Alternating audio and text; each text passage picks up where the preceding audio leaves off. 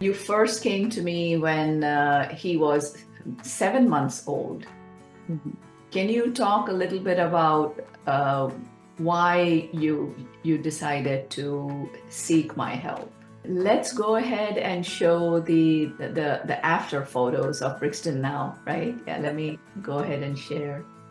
Oh, I just love this photo. How did you feel when you saw all the problems in his gut? So it wasn't the family dog causing the problems, at that severe level. People to know that, you don't have to be afraid of herbs. Is he talking? I mean, everything is on track right now, right? Yeah, I would say because we got in so early, he's maybe been a couple months behind on certain things, but they come right away. I mean, walking, crawling, he's running. He says, Mama, Dad, ball. He talks gibberish as if he's having a conversation. I mean, he's just your typical little 1.5-year-old, and it's great. Welcome to the BioNexus Health podcast with Dr. Jodi A. Darshaw, who holds a PhD in integrative medicine, is board certified in integrative pediatrics, an internationally recognized pioneering clinician, and author. And now here's your host of BioNexus Health podcast, Dr. Jodi A. Darshaw. Hey everyone, welcome back to the BioNexus Health podcast series, Autism Uprooted. Today we'll be traveling to the West Coast to speak with a mom who first brought her 7-month-old baby to me for help with severe eczema, severe food intolerances, almost anything that the baby ate gave him incredible rash, itching, and feeding was a big issue, gaining weight, obviously failure to thrive was a problem. And today he's doing really well. And Karen has very kindly agreed to share her journey with her baby to recovery from allergies, severe eczema, gut issues, pain in the gut, insomnia. The baby couldn't sleep because there was gut pain, gut issues, and itching all over the body from the eczema. So we will discuss all of that in depth. Without further ado, let's welcome Karen to today's podcast. Hi, good. Good to see you. I'm glad you're here. Thanks. Yes, of course. You first came to me when he was 7 months old. Mm-hmm. Can you talk a little bit about why you decided to seek my help? Well, my pregnancy was normal, other than I got really sick off eating eggs, which was weird. None of my other kids, I got sick at all. He was born, everything was fine, normal. I decided to give him goat's milk instead of dairy for other reasons, and everything was fine. Up until about 6 months, we started noticing just a little bit of red, a little bit of, which I've dealt with eczema, my other 2 kids. That probably lasted a couple weeks. And then all of a sudden it started getting really dry, cracking, not the skin cracking, but you can almost see red veins just everywhere. Very itchy. His hair wasn't coming in. He had a couple little curls. And then some of it fell out from when he was born. So he was more bald. Wasn't sleeping. We had the owlet that you put on a baby's foot, and it can detect when a baby wakes up or, if anything happens. And, it got to a point where he was waking up 28 times a night. Just from 28 times a night from being itchy and uncomfortable? Yeah. I mean, it just progressively got worse pretty fast. The sleeping, so that was a huge thing. So right away, you go to your pediatricians, and around, I think it was a 4-month appointment, I noticed his feet were purple. Oh, that's normal. He's cold. See, his feet are cold. And then she'd touch it and it'd go white and kind of explain to me that there's still circulation. Okay. And after maybe another month, I called again because the sleeping was so bad. And his eczema, his skin, everything was, getting pretty bad. So went in, still convinced me that the feet were normal, the purpleness, and recommended me to go to a dermatologist for the eczema. Went to the dermatologist, and at this point, he almost looked like he had some type of disease where your skin burns off. So we constantly had to have some type of Vaseline. Right. I sent you a picture. Can I share the photo? Yeah, It might help people. Yes. Thank you, Karen, for sending the photographs so we could share. So this is little breaks, and there you can't even tell how dry it is, but it's really dry. Yes, yes. I see what you're saying about the hair. I mean, you know, with such a severe skin condition, it would be challenging for hair to come in. Either he's not thriving at all. Right. So this is you with breaks when he was, this is the red. So if he had any access with his hands, he would just scratch it till it bled. And we woke up one night and it was just bloody everywhere. So yeah, peeling off pretty much his skin. And so when I went to the dermatologist, they got his blood. They want to get his blood taken. We found out he had a ton of allergies. His egg allergy was the most severe. He needs an EpiPen for it. Soy, dairy, gluten, fish, like minor things for fish. I mean, just all these allergies, peanuts, tree nuts. Oh my goodness. So what do you feed a baby? And dog dander. So we had a golden retriever at the time. So they convinced me that it was the dog, that the dander had gotten so bad into our carpet. Even if you got rid of the dog, he's still going to show reaction probably for 6 months down the road. We sent our dog for a couple weeks to my mother-in-law's. We noticed a little bit of improvement, nothing crazy, still wasn't sleeping. So they convinced me that the dander stays into the carpet. He's now crawling. So, I had the carpets deep cleaned 2 or 3 times. And I reached out to a friend at this time who was one of your patients. And she's like, girl, you need to see this doctor. And I was desperate at this time. I was like, I'm done. And so I reached out to you. We got the first appointment you had. And I mean, within the first 3 months, his hair started growing. He started sleeping. So it went from 28 times to maybe 10 times a night. Really, itching got better. It was to the point where we couldn't put him down. We had to carry him all the time or he'd be itching, just miserable. And so, after protocols and changing in protocols, I mean, his hair grew in, his teeth grew in. Now he's thriving.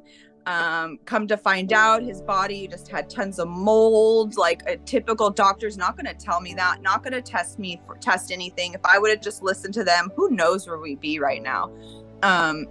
So yeah, it's just amazing. You could show the after pictures of what he looks like. Yes, I will. So this is even his foot. I think I sent you a picture of his foot purple, how bad it was. Yeah. That's the purple foot. My goodness. Yes. Yeah. So let's go ahead and show the after photos of Brixton now, right? Yeah. Let me go ahead and share. Oh, I just love this photo. Look at Brixton. Yeah. Right, so you see that his beautiful golden curls coming in. He's got eye contact. He's looking great. He's gained weight. Yeah. And then there was a really cute family photo that you sent. Is it okay to share that one? Yeah, of course. Okay. Yeah, so this is your beautiful family. Oh, I love it. Yes, look at him. Yep. Chubs. How did you feel when you saw all the problems in his gut? So it wasn't the family dog causing the problems, at that severe level. There was a lot of inflammation, a lot of pathogens, infections, issues in the gut, right? Enzyme problems, immunity issues. So I mean, was that, I'm sure it was scary, but how did you feel when you saw his stool test? First, I was angry because of what I went through before trying to get answers. And I've gotten no answer, not even close to anything that we got. And so that's kind of makes me angry too. On top of, I have an older son with autism, so I kind of am familiar with a lot of that stuff. And just to know if I didn't treat any of this, what the outcome could have been. He could have been autistic. We don't know. They could have just destroyed him. All these infections and everything he had going on, and allergies. And I didn't even know there was such thing as having an allergy to mold. I didn't know that. And so it's just really sad that, a lot of people aren't educated on this stuff, and poor babies. I mean, there's no answers. There's tons of parents out there that have no answers. And I think that's where I was more angry. I just wanted people to know that, you don't have to be afraid of herbs. I mean, and Karen, if you recall, it was herbs and supplements, but they were fully customized to what we saw in the labs. We were not going in blind, and we were going step by step. You actually had to go in one drop at a time. So how was that experience? How did you manage that? How did you give them the herbs? I went from the allergist saying, give them Benadryl and put a Band-Aid on it, right, to all these like herbs and cocktails and drops. And it was, we started to really notice like, oh, wow, this is affecting him. Let's pull it back a little bit. And you actually see the effect of what's happening. And it's good because he'll clear up after that. And it's like, oh my goodness. He went from his whole body, head to toe. They couldn't even do a skin test because there was not one little patch of clean skin everywhere. And now he only has a couple patches on his hands because he eats. So seeing the effects from the herbals, I mean, it's just, you don't even realize how much work it is, but it's worth it. I mean, yeah. Is he talking? I mean, everything is on track right now, right? Yeah, I would say because we got in so early, he's maybe been a couple months behind on certain things, but they come right away. I mean, walking, crawling, he's running. He says, Mama, Dad, ball. He like talks gibberish as if he's having a conversation. I mean, he's just your typical little 1.5-year-old, and it's great. How is his gut now? So yeah, he went from when we started protocol, he was probably pooping about 10, 11 times a day. I mean, and we would know because he would itch like crazy after every poop, just itch. And so then now we're about 3 to 4 a day. It's so much better. It's thicker. Like we don't even know he goes because he's not itching. So that's how we knew like, oh, he's over there itching. He probably went to the bathroom. So it's a lot better.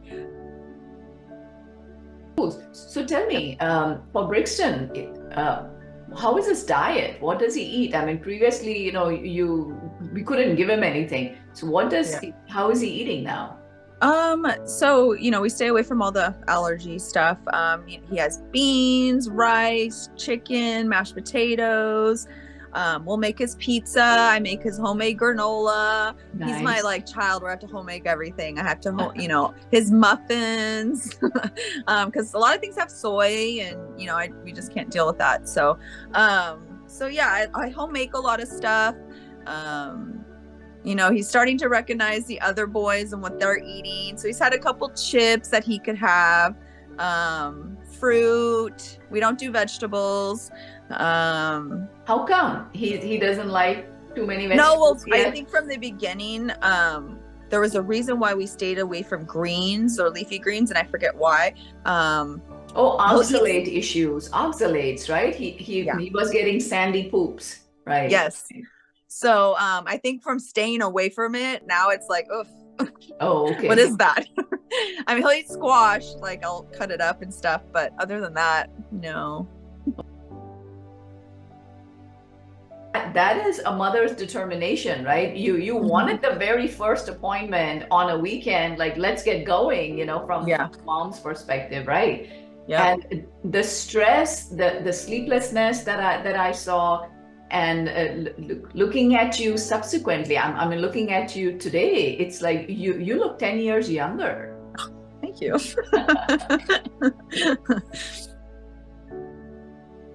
Yes, there are so many children with eczema which are told that, just avoid.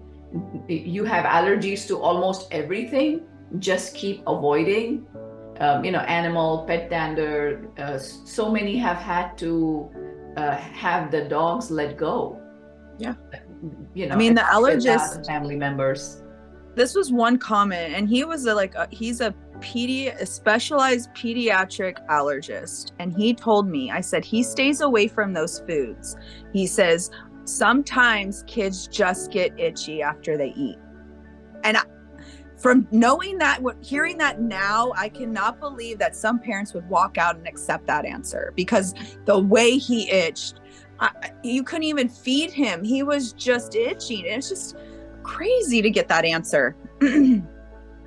Well, a lot of parents say, the febrile seizures are normal. That's not normal to me. I don't think any seizure is normal, and tons of parents constantly get told that's normal.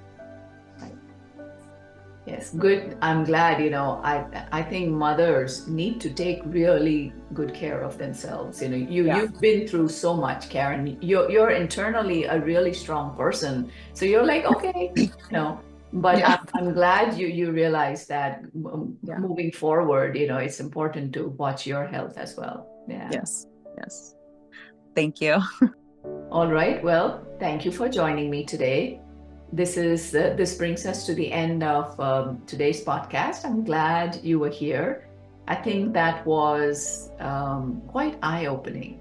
And, I had a chance to share a couple of incidents from Brian's life as well. So, all right, keep smiling, take good care of each other, and I will see you next time at the next episode of BioNexus podcast. I hope you've been enjoying the shorts as well. Take care. Namaste. Thank you for joining Master Herbalist Dr. Jody A. Dashaw, Director of the BioNexus Health Clinic and BioNexus Herbals, on the BioNexus Health podcast, where we explore and share information and stories about recovering and healing from chronic and environmental illnesses such as mold biotoxin illness, Lyme disease, autism spectrum disorder, fatigue, Crohn's and colitis, mast cell activation syndrome, PANS, and more. Please help us grow our message by subscribing to our podcast channel and sharing the podcast on your social networks. For more information, visit bionexushealth.com.